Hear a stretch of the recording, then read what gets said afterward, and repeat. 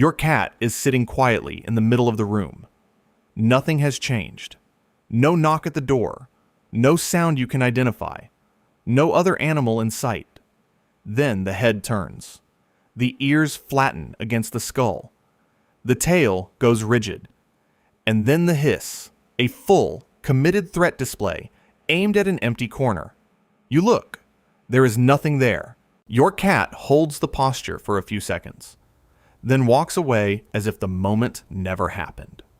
Most owners cycle through the same three explanations: a shadow, a glitch, or, half-jokingly, something they would rather not think about too hard. All three share the same assumption, that the room was empty, the stimulus was absent, and the cat's response was therefore either an error or a mystery. That assumption is wrong in ways that run deeper than most people realize. There is one specific category of environmental input, something the building itself produces, that explains why these episodes often cluster around particular spots and particular times of day in ways that seem completely random. We will get to it at the end. When we do, the pattern will stop looking like a mystery. Start with vision, because that is where most people start. The tempting explanation for any cat fixed on empty space is that it saw something. A flicker of light, a dust particle, a shadow that moved for a fraction of a second. This feels like a reasonable middle ground between something being wrong with your cat and something more unsettling. And it is actually closer to the truth than the dismissive explanations, but not for the reasons most owners assume.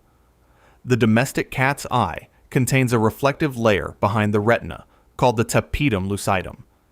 It amplifies available light by reflecting it back through the photoreceptors a second time, extending functional vision into conditions far dimmer than the minimum threshold humans require. Their visual field spans roughly 200 degrees, compared to the human 180. And their motion detection sensitivity, in peripheral vision, driven by a rod-dominant retina, operates at a threshold their owners simply cannot match. The room that appears still to you is not still to your cat. Dust moving through a thermal current near a heating vent. A moth resting against the ceiling. A reflection shift from a car passing outside.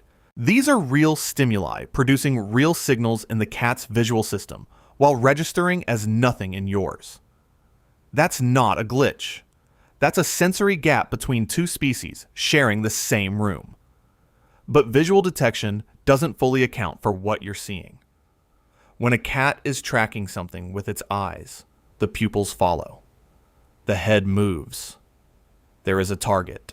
What happens when the cat is fixed, posture entirely committed, eyes locked on a stationary point, and there is no motion anywhere in the room to track? That point's somewhere else. Cats possess approximately 200 million olfactory receptors. The vomeronasal organ, a second olfactory system located in the roof of the mouth, processes chemical signals related specifically to threat, territorial status, and predator presence.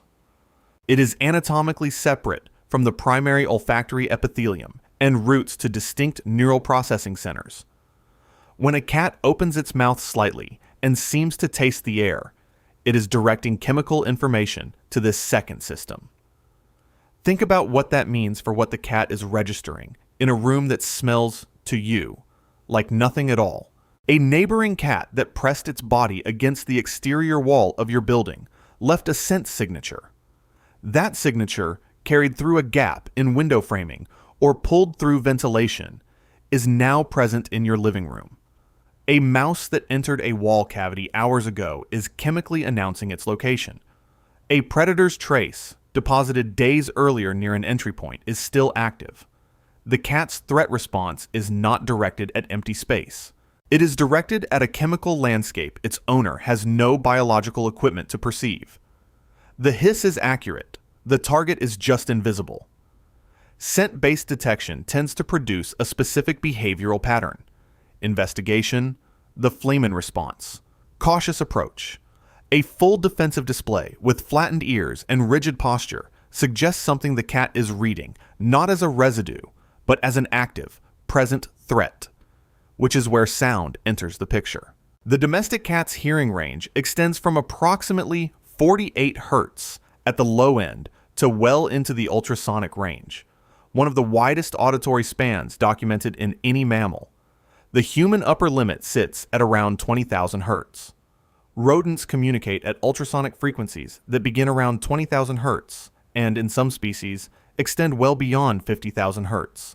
A mouse in the wall is, from the cat's auditory perspective, broadcasting its location in a frequency band that simply does not exist in your experience. Certain fluorescent lighting, older electronics, and pipes under pressure generate tonal output at the upper edge of human hearing and beyond it. These signals are present in the quiet room and entirely absent from the owner's acoustic world. Think about what the quiet room actually is from your cat's position. A continuous layer of acoustic information running alongside the silence you hear, in the same space, at the same moment. This accounts for many episodes, but not all of them. Some hissing events don't fit the sensory trigger pattern at all.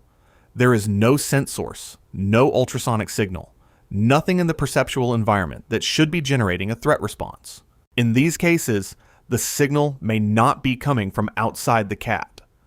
Feline hyperesthesia syndrome is a recognized neurological condition characterized by episodes of apparent hypersensitivity. Skin rippling along the back, sudden vocalization or aggression directed at apparently empty space, defensive posturing with no identifiable external cause.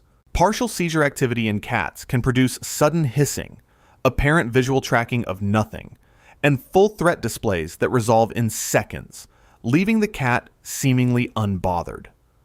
Pain-related hypersensitivity from a spinal issue, internal discomfort, or dermatological sensitivity can trigger an outward-directed threat response when the cat cannot locate the source of its distress. The cat is not detecting something in the room. It is feeling something. And the only behavioral vocabulary it has for an unlocatable threat is the same one it uses for a visible intruder. A cat that hisses at nothing repeatedly, particularly when episodes include skin rippling along the spine, rapidly dilating pupils, or fast cycling between threat display and apparent calm, may be communicating a medical event. The practical response is not to look at the corner. It is to watch the cat. When episodes are neither random nor tied to apparent physical distress.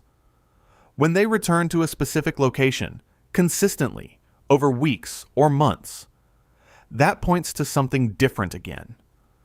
Feline territorial behavior operates through a time-shared scent system documented extensively in free-roaming cat research. Cats do not hold territory through continuous physical presence. They hold it through scent deposits, which function as a boundary and scheduling system between cats who may never directly encounter each other.